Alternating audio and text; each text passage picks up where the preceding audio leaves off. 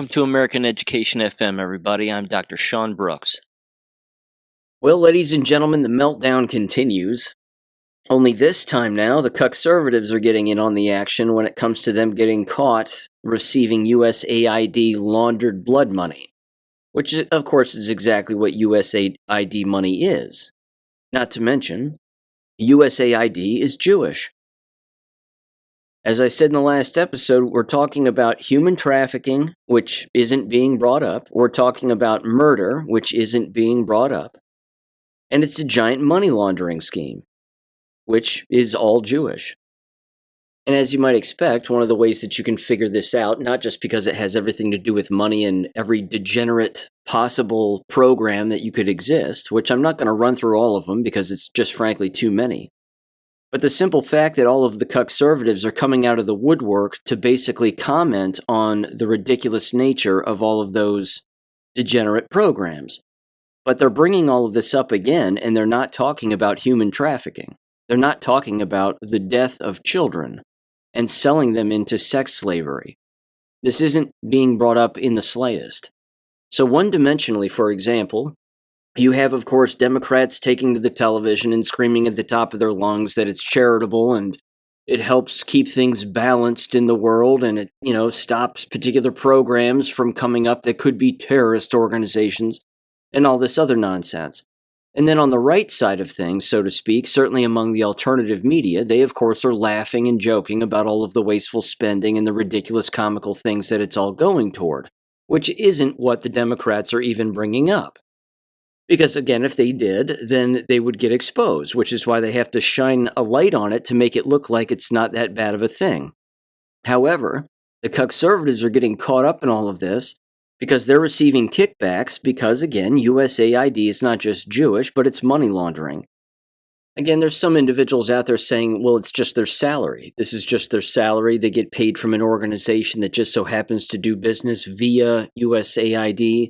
So, don't hate on me, it's just my salary. Well, look, it's a Jewish money laundering organization. I mean, I don't know what else to say. It pretty much just proves, again, that when you see money flowing to these individuals in particular, when these individuals have come from nowhere, they've held down no real job that anybody knows of, and yet they come out of the woodwork, they find themselves on a stage like the Charlie Kirks of the world, who, again, apparently he raked in at least $250,000, and he's claiming that that's his salary.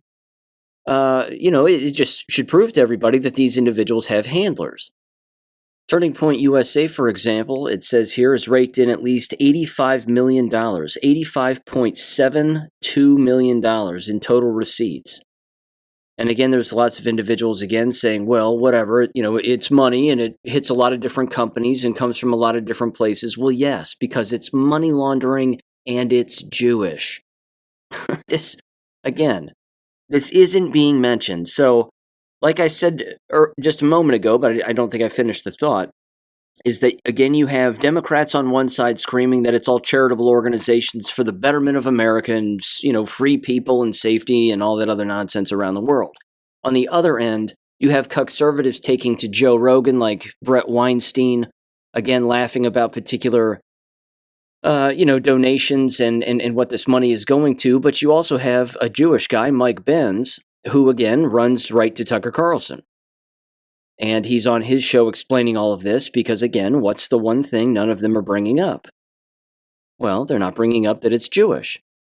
That this entire thing was, again, created by Jews by and large, certainly USAID. Now, as far as DOGE is concerned, and this is kind of an interesting Chan post here, the whole thing allegedly was created by Obama. And here's what this particular post says. This was from just a couple of days ago. It says, "Be me, lawyer, actually reads Trump's DOGE executive order, expecting some illegal power grab, but it's all right. Turns out Trump and Musk didn't create shit. Obama did. Obama created United States Digital Service, or USDS, in 2014. Was meant to fix Big Mike's tranny BFF's website after it launched as a flaming pile of DEI shit. Bureaucratic patch job to fix the Obamacare website meltdown. Fast forward to 2025. Trump rebrands it DOGE, United States DOGE Service, keeps the acronym, keeps the funding, but gives it a whole new mission: find the receipts. Legally untouchable because it was already fully funded and operational. Trump invokes 5 U.S.C. 3161, which allows him to create temporary hiring authorities. DOGE teams get embedded inside every single federal agency.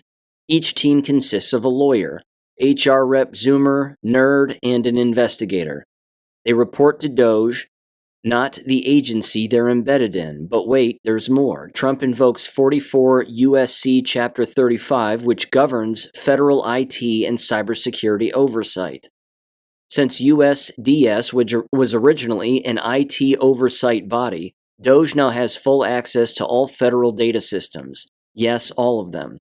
Executive order is written to block legal challenges, includes language that overrides conflicting executive orders, orders every agency to comply. Refusing means they violate presidential authority. Congress can't defund it because it's not a new program, it's a repurposed one. DOJ can't sue for overreach because Trump used existing laws exactly as written. Dems trying to file legal challenges, but they run into standing issues because DOGE operates within existing frameworks. Obama literally built the perfect deep state IT backdoor. Trump and Musk just hacked the system and took the administrative controls. Musk now has legal oversight of every major agency's internal systems. The deep state can't stop it without rewriting multiple federal laws. They legally outplayed the system, and there's nothing anyone can do about it. Obama created DOGE, unquote. I don't have any reason to doubt any of that. What I also don't doubt is that whistleblowers, the military, and NSA have all of this information also. They've had it the entire time. And the reason that you're seeing this explosion again happen was because this was all coordinated. This was all coordinated to come out just like this. Again, it's too fast. It's happening too quickly. This wasn't done in just a couple of days or a couple of weeks even. So with that aside for just a minute, again, there's a lot of individuals being exposed here. A lot of, again, conservative individuals. You have Mike Flynn, General Mike Flynn, receiving copious amounts of money, $35,000+ at least. Laura Logan, same thing. And what it's showing is that these individuals, even Tracy Beans or Tracy Diaz, she was receiving $60,000 a year. It should prove to people, again, that all of these individuals work with one another. And they're paying each other through companies that are associated and affiliated with USAID. Now, like I said earlier, their defense that they keep throwing up for a number of different individuals, certainly themselves, is they're openly saying, hey, look, it's no different than somebody who uses a bank. Anybody who uses a bank, they put their money in that bank, and if that money has touched a drug dealer or that money has touched child trafficking, child traffickers and drug dealers use banks too. So just because I'm using the same bank that child traffickers, rapists, murderers, and everybody else are using doesn't mean it's a bad thing that I'm using it and getting paid through it.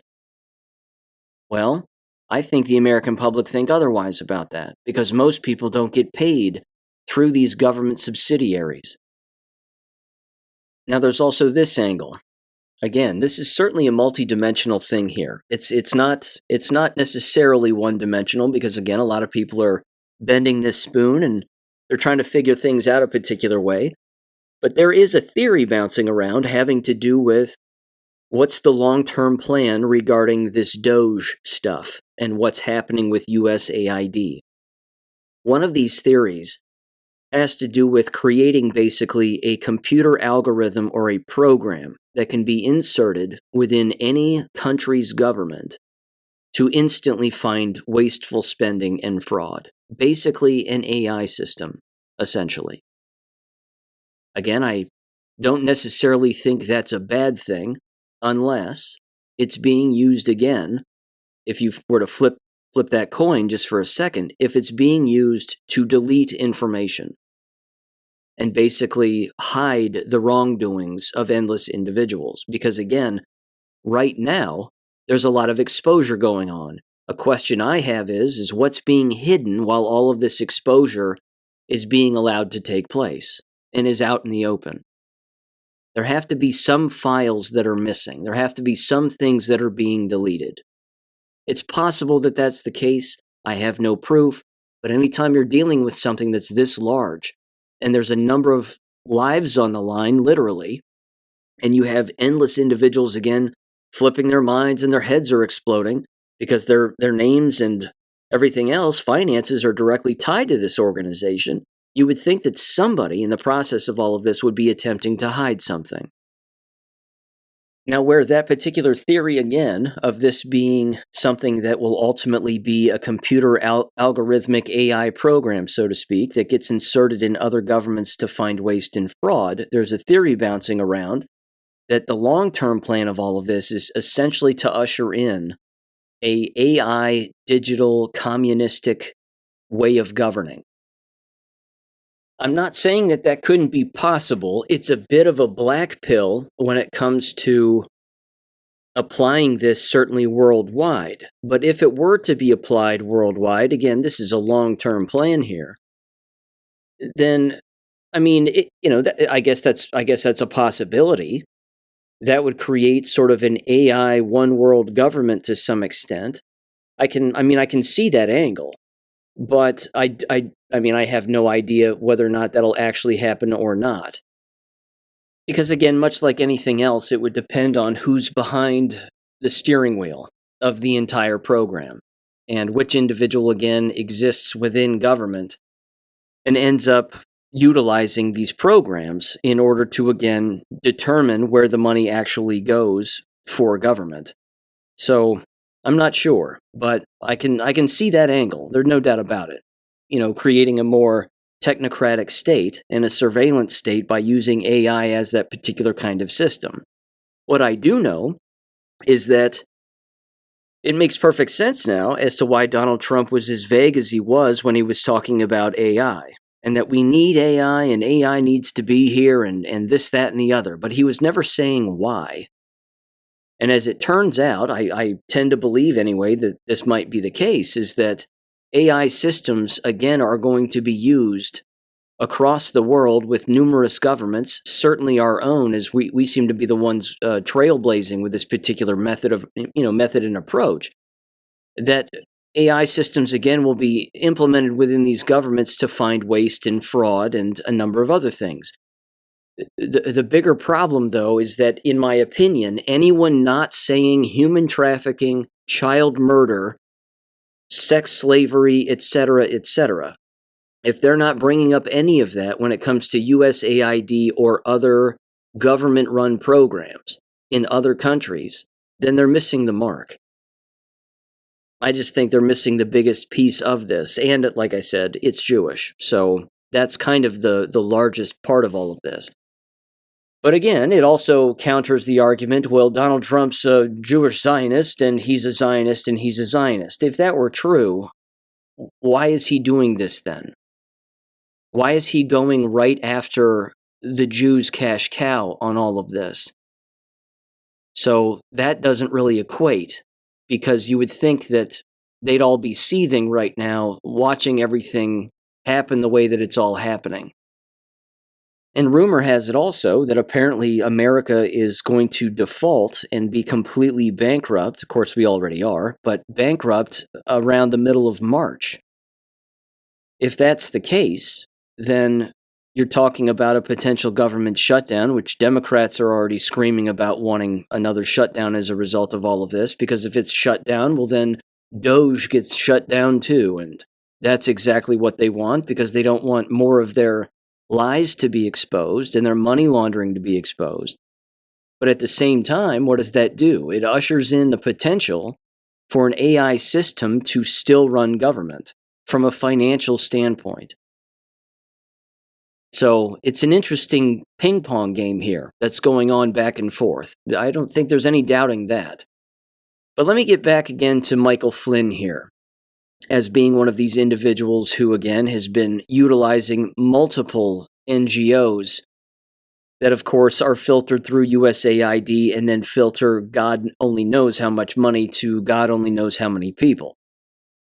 There's a post from Ariel over on X here, which I think is kind of interesting. He's exposing a lot of this and, again, shining a light on a great deal of individuals. But here's what they said. Again, this first sentence is an incomplete sentence, but they said, quote, when I look at certain conservatives' personalities, they sell themselves just as the NGOs they profit is defined. Doesn't make any sense, but I kind of get what they're saying. And then they go on and they say they all have sales pitches or sells pitches for themselves, NGO style. Michael Flynn had, I can make Donald Trump assassination proof, quote unquote. Laura Logan sold herself as, quote unquote, nobody owns me. Ivan Raiklin stated that he is the deep state marauder. This makes conservatives feel good about listening to these sellouts, but they all got USAID funding toward their organization. But NGOs are non-government organizations, right? Non-governmental organizations, or NGOs, were first called such in Article 71 in the Charter of the newly formed United Nations in 1945. NGOs have no fixed or formal definition. They are generally defined, quote-unquote, as nonprofit entities independent of government influence, although they receive government funding. Laughing smiley face. It says, do you see what I am talking about? The irony here is amazing, and you know what? All the NGOs are on course to be audited. Michael Flynn has about 15 NGOs. We know some are inactive, which will make it worse if they are still receiving some type of funding. They have one guy from a site called JewWorldOrder.org. That is not accessible anymore. You want to know why? Because he was exposing everything. He did an article on Charlie Kirk, and once published, the site link was no longer working. There we go. Commas. This guy should use commas. Anyway, he wraps up here and says, do you see why I no longer post links on my main page? It will either become infected with malware, or it will become non-functional. We are in the midst of a mass awakening. Everyone is finding out people are not who they portray themselves to be from this USAID scandal. And USAID is directly involved in human trafficking. Thank you. Finally someone mentions it. Can you imagine that what will happen once those NGOs are exposed for their connections to USAID, where money was flowing into operations pretending to rescue children? Even Tim Ballard was making something like $100,000 a year through USAID. And here's all the names of General Mike Flynn's nonprofits. America's Future Inc. is one of them. The America Project, Defending the Republic, Conservative Legal Defense and Education Fund, Moms for America. There you go.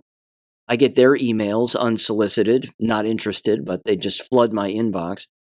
Americans for Limited Government, Secure MI Vote, Conservatives for Election Integrity, Malta House, Cyber Ninjas, Operation Eagle's Wings, Reawaken America Tour. Ah, yes, that's right.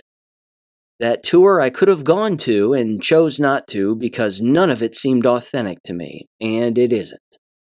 Another one called Issue 1, another one called Flynn Foundation, and then finally Flynn Intel Group, which apparently is now defunct. And then, of course, there's this. This was over on twitchy.com. It was titled Money Memo, Trump Executive Action Requires Review of All Federally Funded NGOs. It says President Trump just signed an executive order that requires an audit of every single NGO that receives federal funding. For instance, in just 2024, Lutheran Immigration and Refugee Services received $3.3 million to resettle immigrants, quote unquote. There's a few others that moved illegals into America: Catholic Charities USA, United Way Worldwide, American Red Cross, Lutheran Immigration and Refugee Services, HIAS, Global Refugee, and finally, Jewish Family Services. And that, of course, is the one organization that no one seems to be able to say out of their mouth. Kristi Noem didn't say it when she had the opportunity. She just said, well, we just decided to shut down all of these NGO charitable organizations that were claiming to be charities, but gosh, I'm just shocked that they turned out not to be. I've learned more about it in the last couple of years. These people are foolish. They're absolutely foolish. There's a Q post here that's worth reading, and it specifically has to do with Tim Ballard. Again, Tim Ballard was called out in Q posts a long time ago, 2018 to be precise, August of 2018, on two separate occasions on the exact same day. August 15th, 2018. You can look this up on the Q boards. 1881 is the post. It says the following. It's a Q post embedded inside of a Q post. But the first one says Haiti, and then there's a YouTube link, and it says read very carefully. And then there's a news article, and it has to do with entertainment in their TV section of this particular website, news.com. It says current affairs Sunday night's Matt Doran goes undercover with Operation Underground Railroad to bring down Haiti child sex ring. And then it says, quote, from the article, child trafficking victims who spent their formative years servicing the carnal desires of men, often foreigners, who are 3, 4, 5, or 6 times their age. It says, their madam tells me that many of their customers are Western humanitarian workers who've come here to help rebuild Haiti after the recent run of natural disasters, unquote, the more you know, Q. And then in the bigger Q post, where that was embedded, it says the following, quote, this is far from a vigilante group. Leading the team is ex-Department of Homeland Security Special Agent Tim Ballard, perhaps America's foremost human trafficking expert. It says, quote, the problem in Haiti is an international crisis, Ballard explains. With so many children displaced or orphaned during a recent earthquake and hurricane, recruiters moved quickly to sweep these children up, and the worst part of it is that in many cases the clients are the foreigners who've come here to help, the NGO workers and the so-called humanitarians, unquote. And then Q said, pure evil. And then in brackets, hunters become the hunted, the more you know, Q.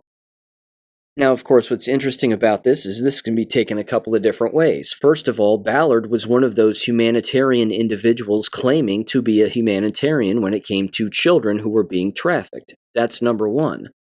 But in the actual post here, it's almost implying that Ballard is, in fact, potentially one of those individuals who is also, again, using these children while claiming to be a humanitarian.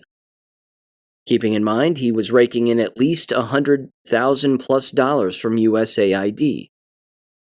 In fact, I would encourage people to do this. If you get over again on operationq.pub and you type in the word paid, P-A-I-D, the number of Q posts that pop up is overwhelming. It's overwhelming. There's one here, 4750 is the Q post. It says at the bottom of this particular post, I mean, the whole thing is interesting because it has to do with trillions of dollars, overseas transfers of U.S. taxpayer funds. But it says, what happens to U.S. taxpayer funds transferred overseas under the guise of aid, military, climate, etc.? U.S. taxpayers funding the destruction of America, ? Q. Yeah. Again, we were told this. Those of us who read the Q post at the time, I mean, we were learning about this at the time, but what's interesting, of course, is now we're actually seeing it. It's quite literally being exposed. So yeah, this is a part of the plan. This is the plan. We're actually watching this take place here. But the problem, again, is that we can't let the conservatives get away with what they've gotten away with. They've gotten away with a massive grift. In fact, out of curiosity, I think it was last week or even the week before, I tuned into Alex Jones, albeit for like 5 minutes, just to see what he was screaming about, and he had Michael Flynn on. And I thought to myself, well, why in the hell is he talking to him? He has nothing to offer. He's not involved in anything, other than the fact, again, that the two of them are in this grift together. They continue to be. So I listened to Mike Flynn for a little while, and then I turned him off, and I thought, he didn't say anything. He wasn't saying anything of any consequence. That right there, again, is the litmus test. These individuals are on each other's shows, and what are they really saying? What are they sharing with one another? Nothing. They're not sharing anything. They're not sharing anything that you can't figure out, that I can't figure out. They're not sharing anything new. They're just in it again for the money. They're in it for the grift. And they're on each other's teams, while again pretending to be not associated with one another. But if there's $1 to be made, then yeah, they circle the wagons. It's disgusting. That's why you had Brett Weinstein running to Joe Rogan. You had Mike Benz again running to Tucker Carlson. They're slow rolling this for people, but they're not saying what it really is. So again, in summary, it's child trafficking, it's human sacrifice, and it's Jewish. USAID and this giant money laundering scheme is all Jewish. Not only, of course, were they paying all of these news outlets and all of these media outlets of sorts, certainly the ones on television and even the print media, but I would even put that, frankly, up toward the top. It's not as bad as child trafficking, human sacrifice, murder, rape, etc., etc. All of that is at the very, very top. That's the absolute worst. I mean, that's peak satanic stuff there. But below that, you had endless organizations behind social engineering and brainwashing people. This is interesting because, again, this is one of those aspects of this revealing that a lot of people cannot grasp because, of course, they're brainwashed. So why would they be able to actually grasp the fact that your tax dollars are being spent by government and other NGOs to quite literally and admittedly so brainwash people?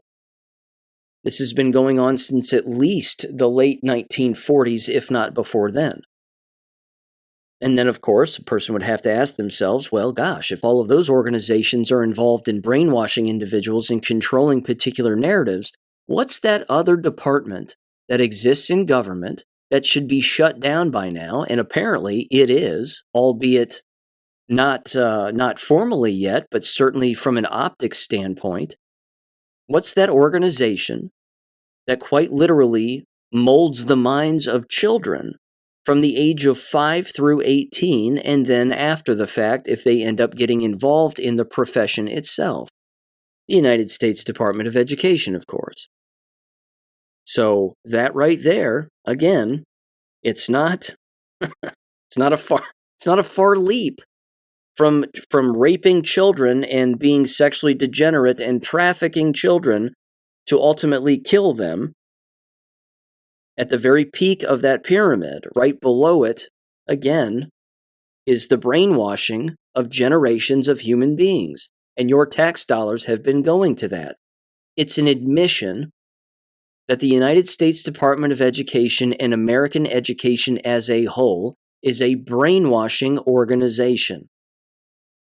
It is designed to brainwash people. Now, if anybody in the education business happens to be listening to this and they're dead asleep, which means they're probably not listening to this show, but if they were, you need to run with that fact. Run with it. Now start critically thinking for the first time in your life and ask yourself questions. What is actually being taught then inside of schools in order to brainwash and manipulate people? And frankly, the answer is everything. It's every subject. It's every quote-unquote textbook. It's every message or every historic lesson or science lesson or whatever that's repeated time and time again, year after year after year. Because that's how brainwashing works. You say something often enough, people will just believe it. If they're reading it, watching it, hearing it, looking at it, somebody, a complete stranger, comes up to them and tells them something, well, then it must be true. Again, the local school district where I live, a couple of years back, they had an astronaut from NASA show up and talk to these students, apparently over a Zoom call anyway. Wasn't in person, but it was over a Zoom call. Oh, we had a NASA astronaut, and they were talking to us, and they were talking about going to the moon in the future, and blah, blah, blah. It's brainwashing. It's a lie. It's in endless government documents. I mean, it doesn't have to come out via this method, so to speak. But that's what that means. It means that everything that you're watching on your television is quite literally your tax dollars going to these companies, these NGOs, to brainwash you and to kill you. Because then you're believing things that aren't real, and you're going to react in the way that they want you to react, COVID shots, and then look what happened. It's astounding. Again, all of these organizations, again, specifically the education profession, was teaching endless individuals, teachers, students, administrators, all of them, through, of course, NGO manipulation like the Tavistock Institute and endless others, that hating yourself is exactly what you need to do in order to achieve something. Think about how asinine that sounds. That you need to not trust yourself, don't trust your instincts, listen to the man, listen to government, listen to authority figures, cut your genitals off, and then you'll be fine. Yes, that might lead to your suicide, and it might lead to drug addiction and sexual promiscuity and blah, blah, blah, but don't worry. We have your best interests at heart.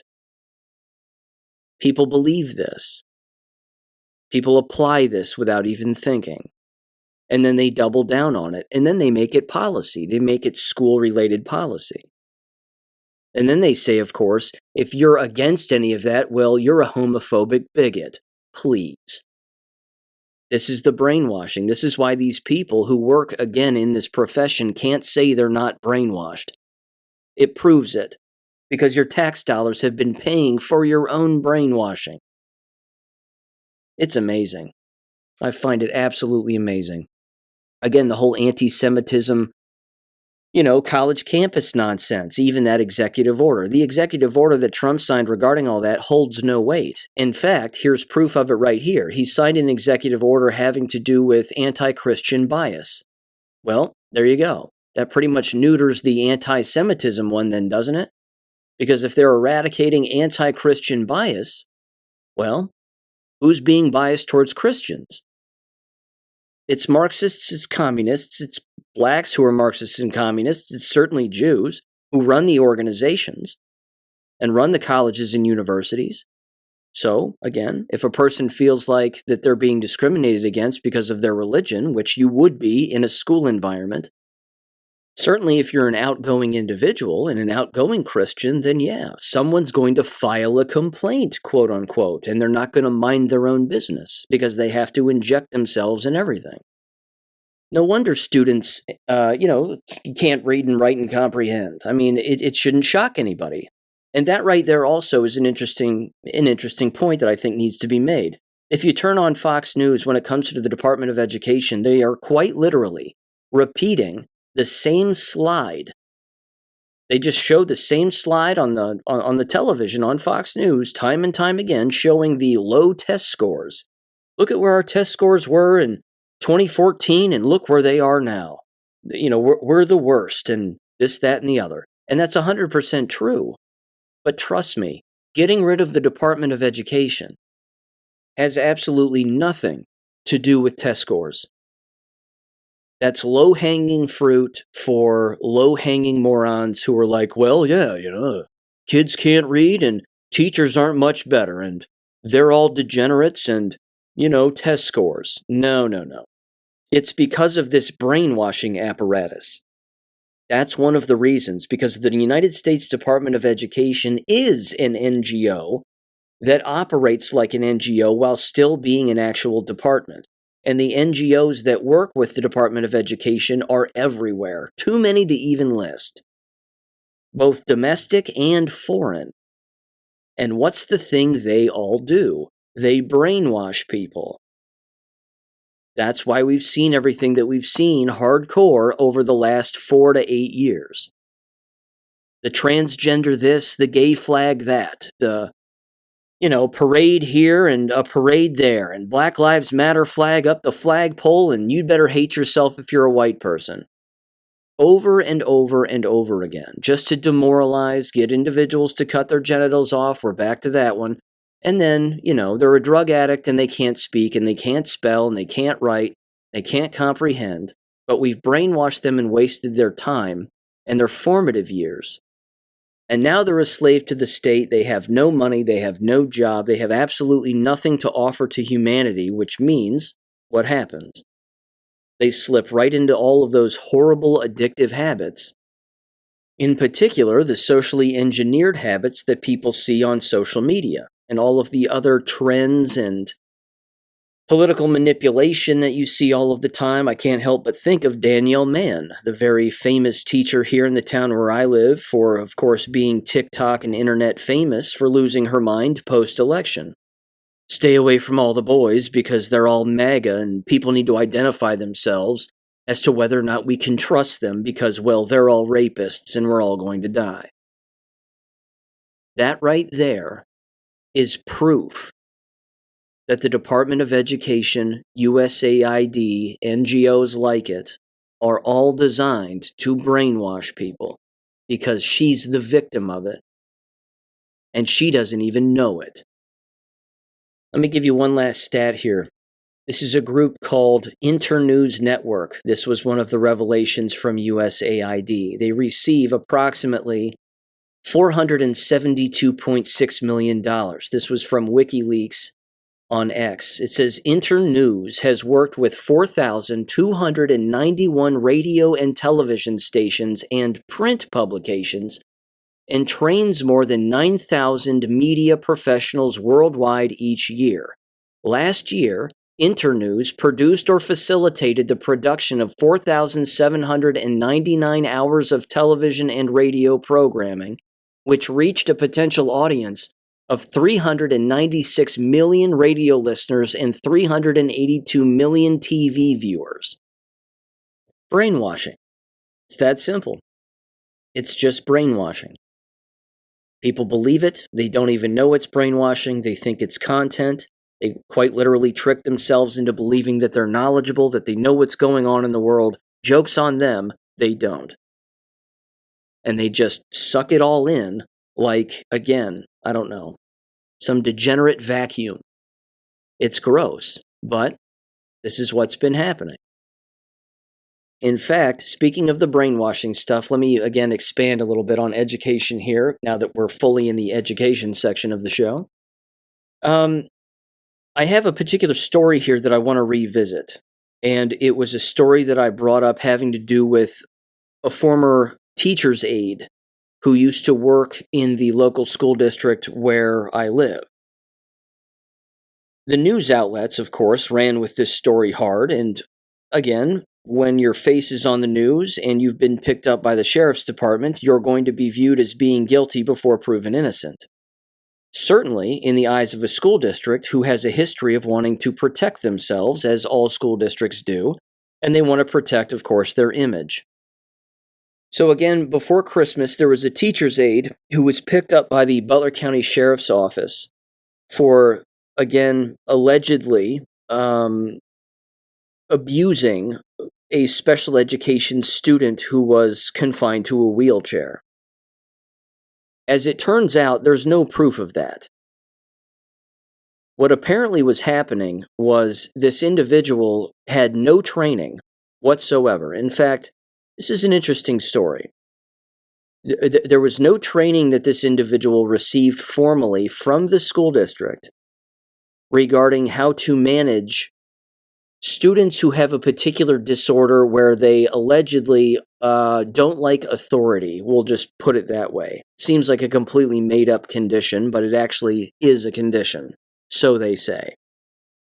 Anyway, this particular, again, individual, severely handicapped allegedly, had a history of potentially being violent and flailing about, we'll say.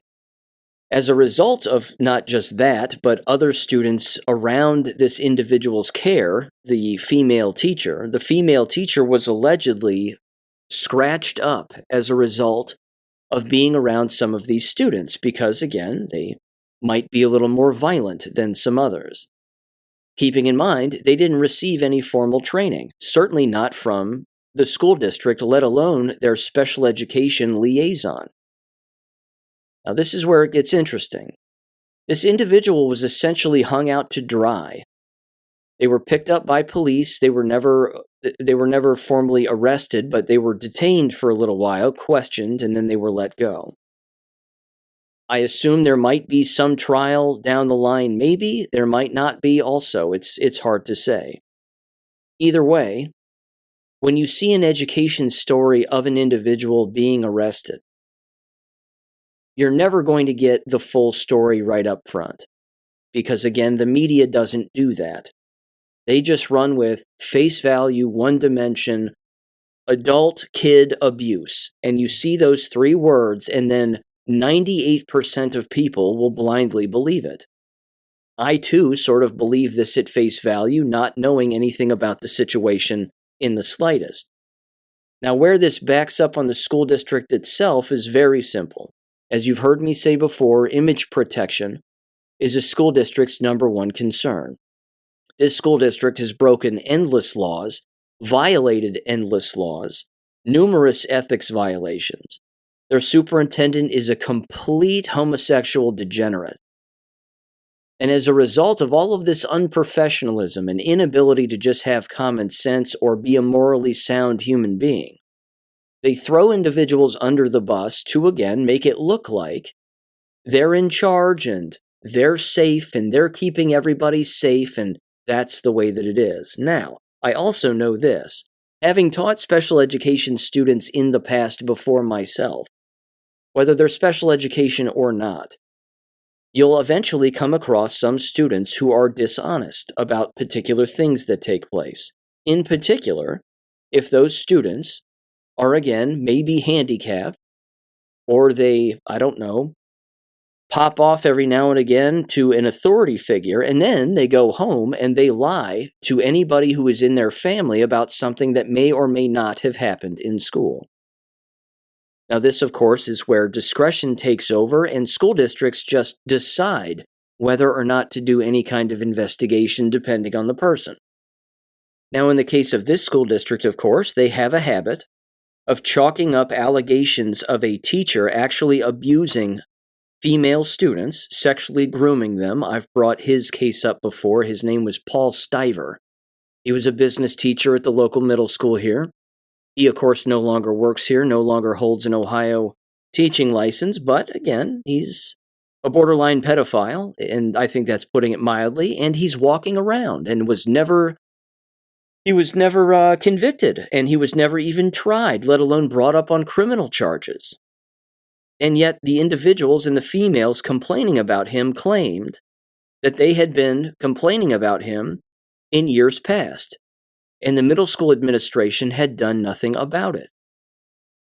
Now, this is where these two stories basically cross paths, because they have a common person who is involved in both. The individual who used to be the special education liaison for the school district, allegedly, her name is Stephanie Ernie. As a result of Stephanie Ernie apparently not providing the necessary training to this female teacher, this Heather Keller, who again lost her job and was forced to resign due to, again, allegations of allegedly abusing a student in a wheelchair, which apparently did not happen, certainly not the way that it was depicted.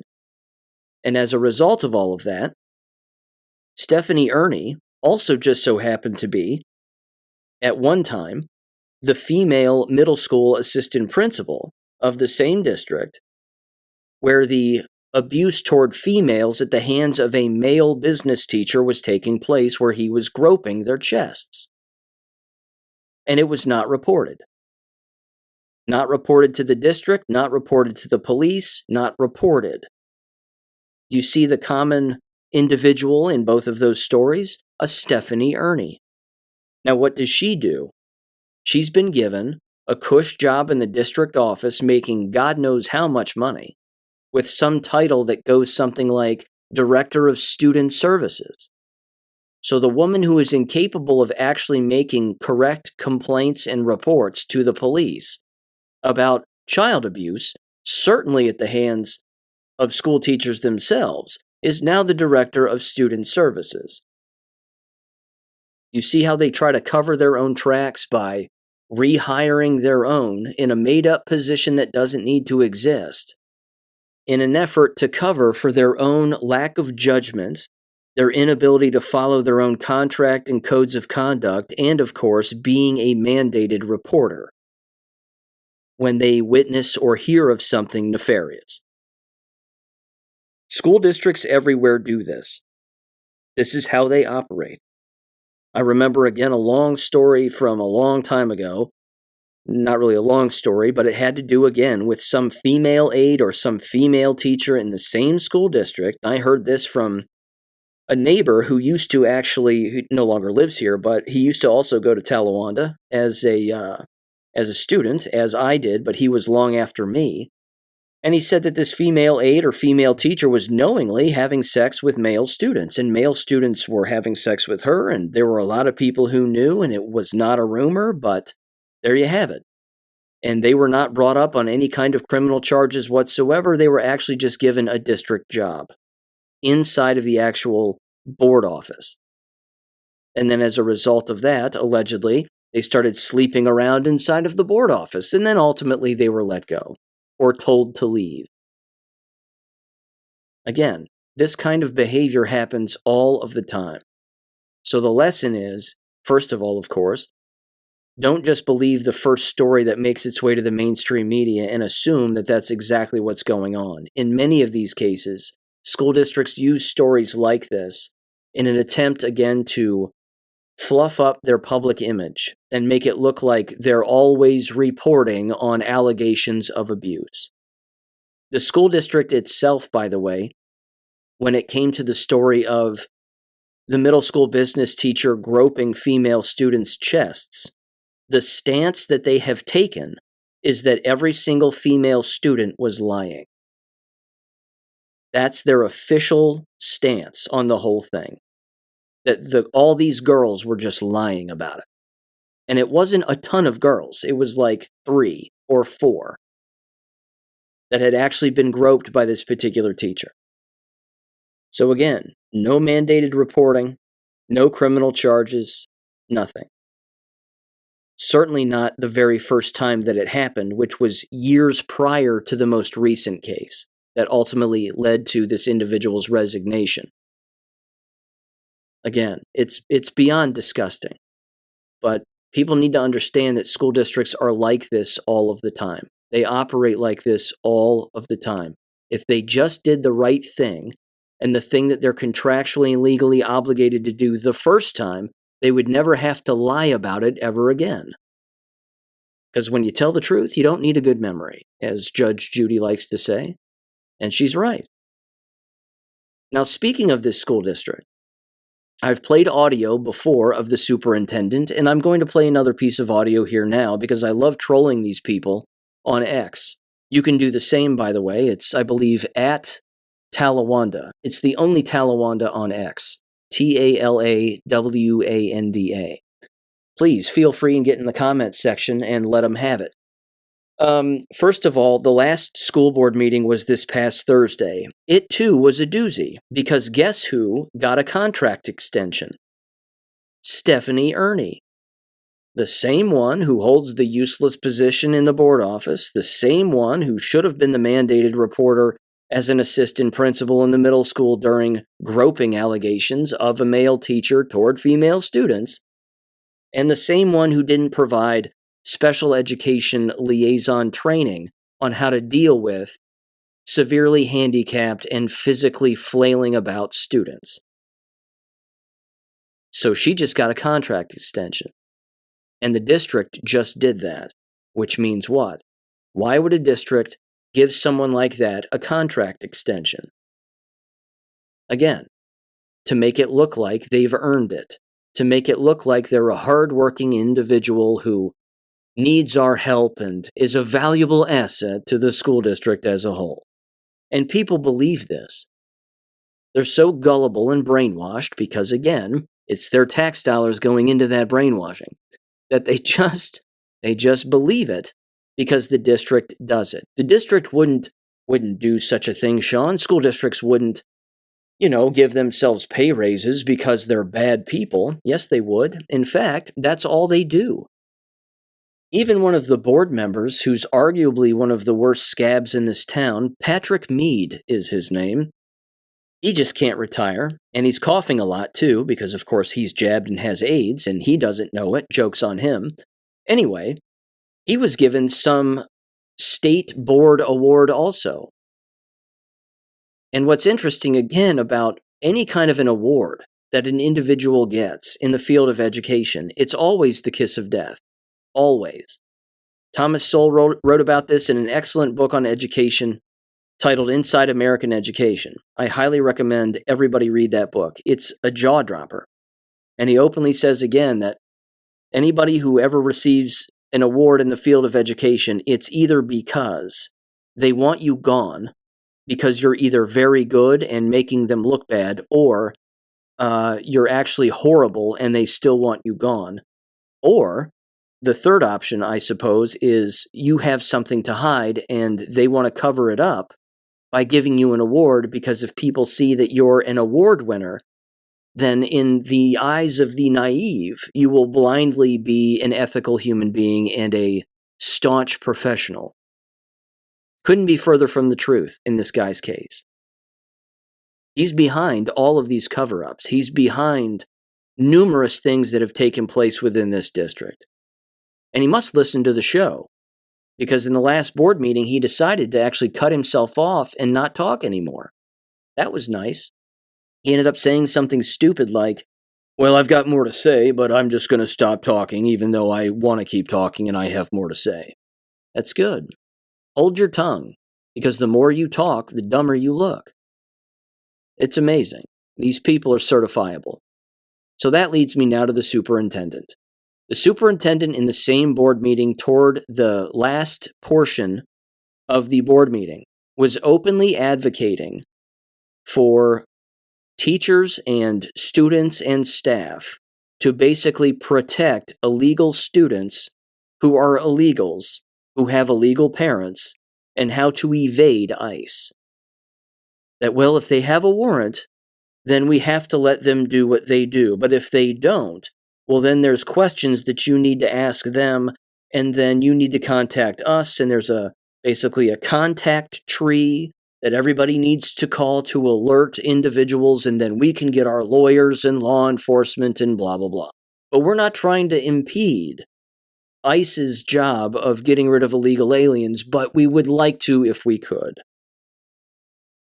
And then the board president, Rebecca Howard, also gay, was not in the board meeting, probably sick, jabs. You should go get another shot, by the way, Dr. Howard.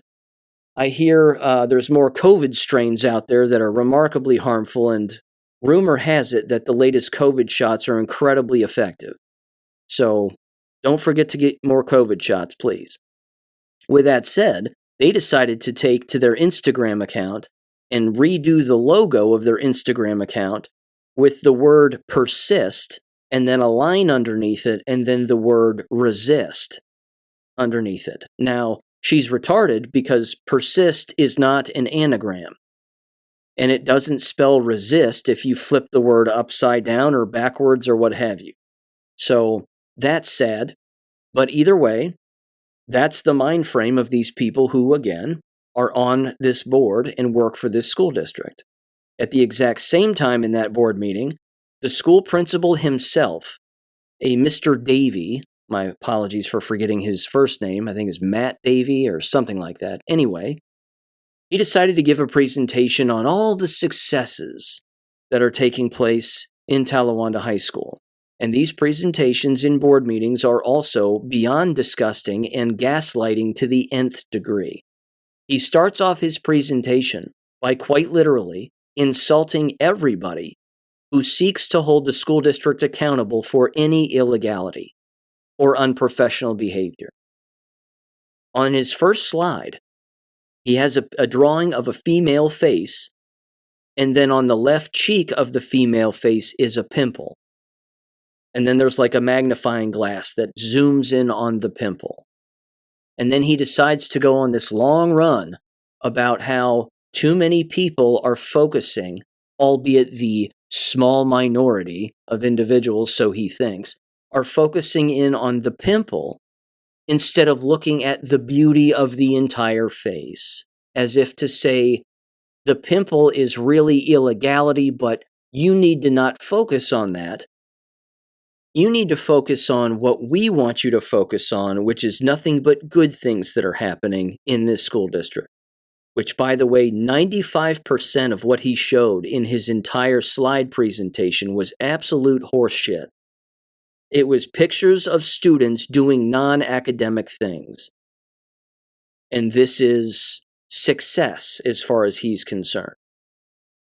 Not to mention the state of Ohio and the district itself use a star rating system, which I've brought up before and affectionately call Mario Party, because that's basically all that it is. That's how they rate themselves. We're this many stars out of 5. And now they have a color-coordinated scheme that they use. Everything from hell, I don't know what it is. It's something like blue is successful and yellow is danger, or something like that. And then, it's like a gradient color graduation that takes place depending on, I don't know, the certain parameter or whatever the hell is going on. It's retarded because it's retarded. They can't use numbers and analyze anything ethically, so they have to rely again on a star system that the state created, which of course is fraud. It's designed to make things look better and hide it under imagery rather than looking at actual numbers. Same thing with any color-coordinated scheme that they use. It's the same concept. They just use shapes and colors instead of numbers because they're retarded. And then they pass this off and gaslight everybody like it's a good thing. Well, this is an ethical measurement and you need to mind your own business. Okay. Whatever. So as he's going through that again, the point is that he was making fun of everybody for being the pimple when it comes to highlighting illegality, unprofessional behavior, and a number of other things. The other thing, of course, that was called out in the board meeting that they were doing by Scott King, who is the husband of the ethical board member Don King, was their call logs. Scott King FOIA requested their call logs, and the board members and the superintendent are all talking to each other over the phone for hours and hours and hours and hours, hundreds of hours. And there's 2 board members that they aren't ever talking to, Don King and this new guy who just showed up this past fall. It's amazing. And the new guy, by the way, is a communist. I mean, he's a left-wing university employee communist. He hangs his hat on, again, being a former board member in the state of Kentucky and how his vote was the so-called deciding vote to outlaw charter schools. And he thinks that's a good thing. So that should tell you about all you need to know regarding him. But either way, all of that transpired throughout the entire board meeting. It was amazing. And again, the contractual promotion of Stephanie Ernie, who is clearly incompetent and should have been fired a long time ago and shouldn't even have a teaching license or any kind of license for that matter, administrative or otherwise. Now here's audio of the superintendent, because I decided to get on their X account and do a little shit posting, which is one of my favorite things to do. And what they ended up doing is the superintendent is sitting down inside of the board office. And he's sitting next to this Asian guy, younger looking Asian guy, who is from a company that is called YOVO, YOVO. Now here's what's funny first before I play the actual audio. If you look up YOVO on the internet, the only thing that pops up, by and large, certainly more than others, is the actual vape device, YOVO, which apparently is a popular vaping device. You have to really look for this YOVO company, which you'll hear the superintendent in just a second describe what this is, and then I'll tell you what it really is. Because it is nothing like what the superintendent is describing. And then, of course, ask yourself this question. Does any of this sound safe? The reason I'm asking that question, of course, is because the answer is no, it isn't. It's far worse than actually what anybody can possibly imagine, and it's completely unnecessary. So here's the superintendent and the whatever it is, the spokesperson or one of the implementers of this YOVO cloud communication platform device, or application, so to speak, in 3, 2, 1. Hi, everybody. Dr. Thoreau here. I have Billy sitting next to me, and Billy is from YOVO. YOVO is a program that we are piloting at our high school in our college credit classrooms, CCR classrooms. YOVO is an AI-powered college counselor that helps high school students discover their interests, choose college majors, and find relevant extracurricular activities. As a vertical AI solution, YOVO bridges early career exploration with strategic academic and extracurricular planning. It offers personalized, data-driven recommendations to align activities with academic and career goals, optimize college applications, and connect students' interests with real-world opportunities. Yeah, if you're unsure about your major or your career path, try YOVO. It gives you recommendation, analyze your interests, and recommend you to different activities, and even it can help you find a mentor. Try YOVO, and it will just give you surprise, and also you can use it for AI precision and also know yourself a little bit better. We're going to put a YOVO link on our website. We know we have families and students who don't know where to even start the college process. Well, guess what? It's that time of the year that we're trying to make those decisions. YOVO, which will use AI, will help you make decisions. And this is a great for first-time parents or generations or students going into college that don't have experience, or if it's like some of us that went to college a very long time ago, it is much different. So welcome, and thank you, Billy, for your support. So first of all, yes, if you're asking yourself the question, wow, Sean, he sounds really gay. Well, yeah, he is. So, football bat, $3 bill. With that aside for just a moment, if you look up, like I said, YOVO on the internet, which their link does not exist on their website, at least I can't find it, certainly not on the front page anywhere where it should be blatantly obvious as to what this is. But there are two YOVOs once you get past all the vape websites, which frankly is one of the only things you're ever going to find. There's one YOVO which exists, which is the exact same logo that the Asian guy has on his t-shirt, which is claiming to be essentially a cloud communication platform that it delivers, quote, lovable customer experience using the refined capabilities of YOVO cloud communication platform. So what does this specifically do? Well, as far as YOVO is concerned, it says on this website, which is again attached to this other conglomerate called ConINC, my apologies, ConTegris, Technology Simplified. And they have all these different companies and conglomerates that are associated with this. It basically says that YOVO is a centralized business number, that you can centralize your business numbers. So it says with YOVO, you can present a unified company image under one central telephone number. There's a virtual receptionist. There are time conditions having to do again with a virtual office phone system, forwarding calls to any number, voicemail to email, and fax to email. Now, what does that have to do with college readiness? What does that have to do with some AI system being plugged into a student to then be used to spit out colleges and universities that they could be a part of or be associated with? The answer is nothing.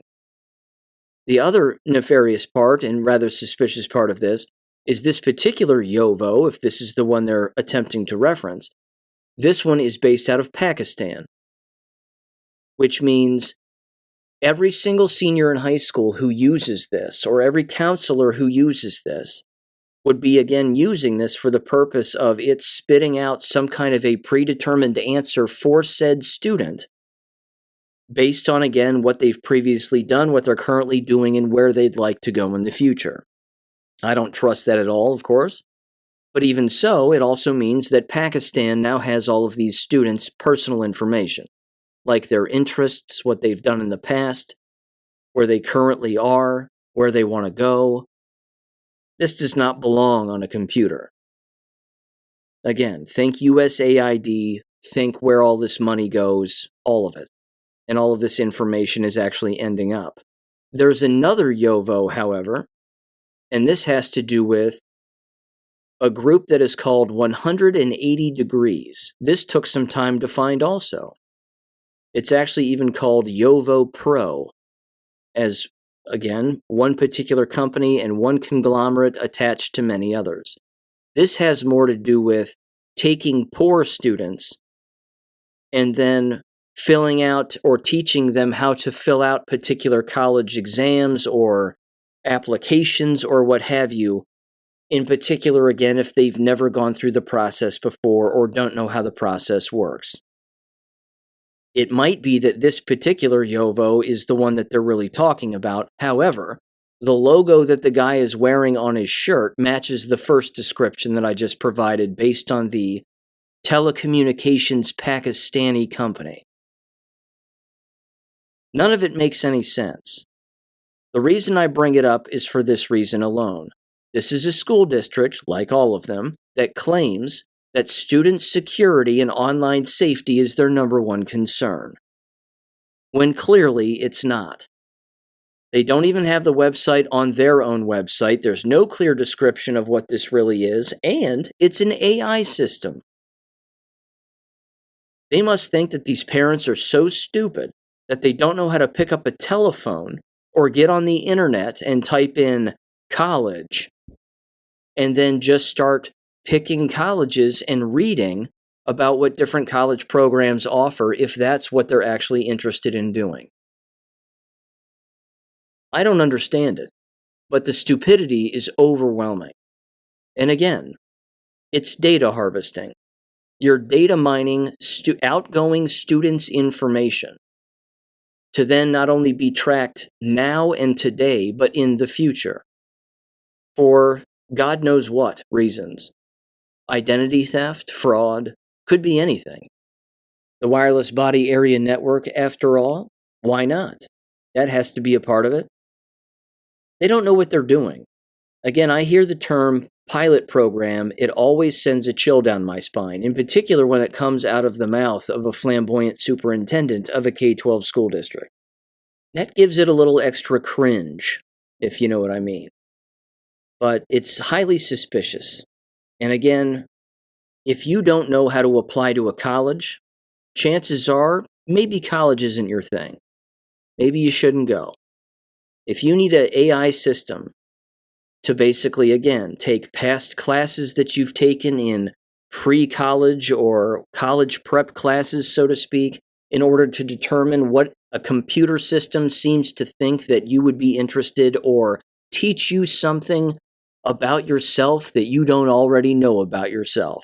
If you need that to happen in a computer to do that for you, there's something wrong with you. But again, they're opening themselves up to data harvesting, data mining, and computer fraud. I can't believe that they're just blindly accepting this. But then again, I can, because that's the business, and that's what they're good at. That's what they do. See, this way, they get some kind of a financial kickback for saying that they're using an AI platform that's helping students because we say so. There's no proof that it will do any good whatsoever. It's called the internet.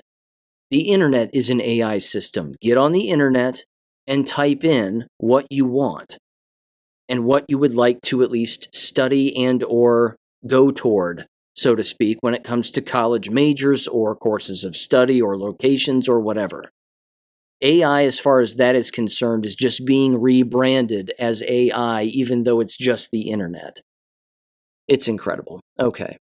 Moving on, jab-related things. Again, speaking of school districts who have no idea what's going on in the world. A number of people put out this Substack the other day, and it, of course, has to do with the number of states that are considering legislation to ban the mRNA injections, and this is as of February 6th of 2025. We are now up to Washington, Idaho, Montana, Texas, Iowa, Tennessee, South Carolina, and Florida. Good. which, by the way, for those out there who are unaware, certainly school officials are, because they haven't apologized for any of the atrocities that they engage in.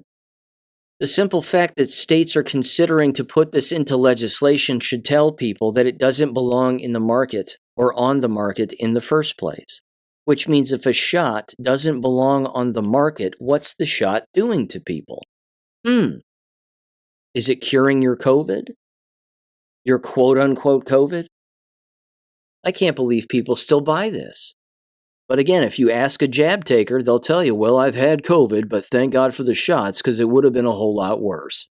That's the standard line they all believe.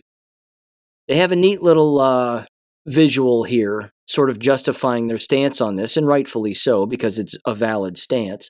Unfortunately, they lump together all these NGOs, like the Wellness Company and FLCCC Alliance and America's Frontline Doctors and blah, blah, blah.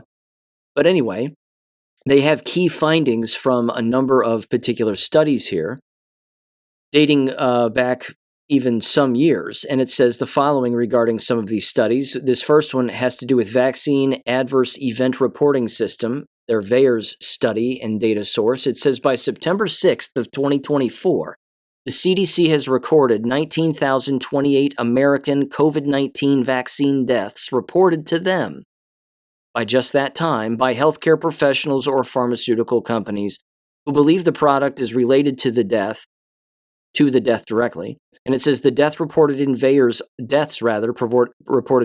are estimated to be underreported by a conservative multiplier of 31. This means that the American death toll from COVID-19 vaccination may be 589,868 deaths. Oh, it's way more than that. It's tens of millions in the United States alone, if not even higher than that. Perhaps hundreds of millions worldwide. It goes on. There's another one here, more key findings from another study. It says that the COVID shots demonstrated a high likelihood of a causal link between COVID-19 vaccines and death, and estimated that 73.9% of deaths after vaccination are directly caused or significantly contributed to and by COVID-19 vaccination. Whoops. Isn't it funny how school districts just don't pay attention to any of this, and doctors don't either? It says this is the next one, estimated 17 million COVID-19 vaccine-related deaths worldwide by September of 2023. That's a low ball number. The next one says reported 3.1 million excess deaths potentially attributed to COVID-19 vaccination and lockdowns across 47 Western countries from 2020 to 2022. The next one says estimated 278,000 Americans may have died from COVID-19 vaccines by December of 2021. The next one says projected between 146,000 to 187,000 vaccine-associated deaths in the United States by August of 2021. Results of another study. Another one said estimated 49,240 excess deaths, cardiac arrest deaths rather, in the United States between 2021 and 2023, potentially linked to the COVID-19 vaccination. The next one says found a significant association between higher vaccine uptake and increased all-cause mortality. The more shots you get, the quicker you die. It says the next one is revealed higher all-cause mortality risks for those vaccinated with 1 or 2 doses compared to unvaccinated individuals with 2 doses, leading to 37% reduction in life expectancy during follow-up. Uh-oh. I wonder if the jabbed are told that in their, in the old jab office when they show up to CVS and sit in the special room and get injected. Well, with each one, you're lowering your chances of living by 37%. The next one says demonstrated a consistent positive correlation between COVID-19 vaccination rates and excess mortality for every month analyzed. The next one says uncovered a significant correlation between Australian excess deaths and COVID-19 booster injections. Uh-oh. Whereas no significant correlation was observed with the unvaccinated population. Ah, yes, the purebloods. We're doing okay. 2 more. observed a significant positive correlation between COVID-19 vaccination rates and the rise in excess mortality during the second and third pandemic years in Germany. There was no pandemic, with this correlation becoming particularly pronounced in the third year. And finally, from Rodriguez and Andre, if that's to be pronounced correctly, it says, found that COVID-19 vaccination nearly doubles the risk of death from all causes after 1 year post-COVID infection. Unquote. Yeah. I'm going to put this visual up on Gab and X, and feel free and move it around if you're interested. It is an interesting visual, very well put together. There's 4 charts. They're all sort of slammed right next to each other. And you'll see that giant list of key findings from those studies that I just read from. Absolutely disturbing. In fact, breast cancer, as it turns out, is also on the rise. I have a quick article here from it's not Slay News. This is naturalnews.com. Breast cancer bombshell. Cases in the United States increased by over 800% since rollout of COVID-19 clot shots. And that was just on the 4th of February, 2025. Says the rise in breast cancer coincides with higher percentage, 90%, of American women receiving at least one mRNA COVID-19 vaccine. Uh-oh. Wonder if they know that's what's causing it. My guess is they don't. It's a sad state of affairs, ladies and gentlemen. Let me end with this on a positive note. You, of course, recall all of the football, what have you, regarding praying at football games and what's gone on over the years regarding praying during football games and football players praying, and then, of course, media personalities cutting off football players when they talk about Jesus, and a number of other things. Of course, Tim Tebow very famously praying during college football games and taking a knee in the end zone when he scores, and a number of other things. And then, of course, the league making fun of him for doing so. And everything right down to the K12 school district level with, again, coaches praying with their players on the field and then losing their jobs and then getting their jobs back or getting fired or pressured to be fired or whatever it is. This is part of these executive orders, of course, that are coming out, again, specifically regarding Trump's most recent, having to do with Christian bias and eliminating Christian bias in our society, in all walks of our society. There is, fortunately, as demonic as the NFL is, there is a positive thing that has been happening in all of sports, which is more athletes are referencing Jesus, which is good. And I hope that they're not being hypocritical about it, because unfortunately, some of the individuals doing these referencing, the referencing of Jesus, rather, is, some of these players are not, or were not, I should say, the best role models on the face of the planet. I understand people can change, and I hope that they have, and, if they have, that's a great thing. But it's an interesting shift, I think, in the so-called zeitgeist of what's happening here, that more people are coming to Jesus, which is good. That's always a good thing, even in, again, demonic professions like the NFL, which, of course, made all of their office employees get jabbed, and I covered that back in the summer of 2021 when that was coming down the line and people were leaving the NFL because they didn't want to take the shots, and they were telling people that you couldn't fill out exemptions and you couldn't fill out any exemption, even though they existed for endless professions. Not to mention the very concept of having an exemption from taking a shot should just prove that if you fill one out, you should be exempt from ever taking one. But with all of that exemption stuff now gone and in the past, and as horrible as all of it was, it is nice to see, again, more individuals openly speaking about Jesus Christ. That is a very good thing. But with that said, I'll catch you on Wednesday, everybody. Thanks for listening as always. Peace. Thank you for listening to American Education FM. Make sure and check out AmericanEducationFM.com for more information. Take care and God bless.